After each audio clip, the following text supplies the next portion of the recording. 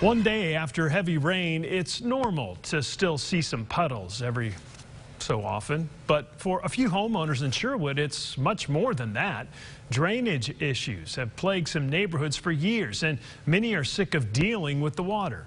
Our Katrin Asaf live there now with a closer look at what's being done to try and fix the problem. Katrin.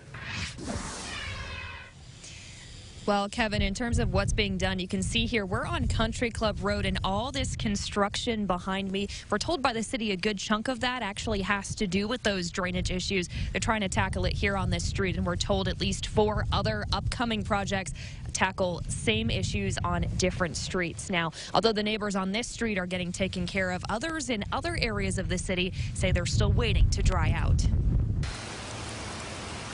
Quite a way to be welcome to the neighborhood. We woke up the next morning to find our house flooded. This was taken only a few months after Dean Stapleton and his wife first moved to Kohler Ave in Sherwood.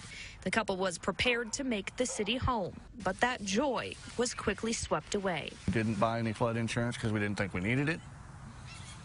We found out the hard way.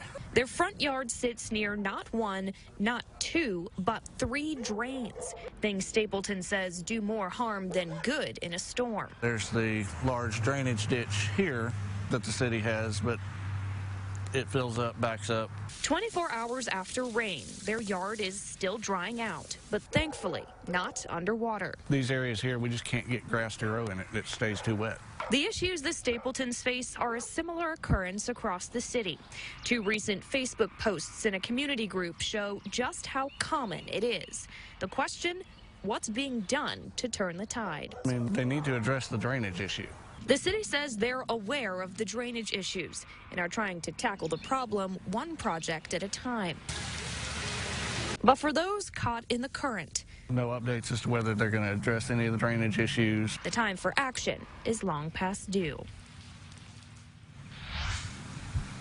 Now, one neighbor we spoke with did mention that a big part of the issue just has to do with geography. If you look, you can notice we're at the top of this hill here. There's lots of hills in Sherwood, and so all that water will congregate at the bottom of these low-lying areas. Now, that person also mentioned in order for them to redo the drainage system of the entire city, that's going to take some time, so this isn't a solution that's going to happen overnight. While they wait, the neighbors are just going to continue to keep their fingers crossed and watch out for that flooding. Reporting in Sherwood, Katrin Asaf. Kevin.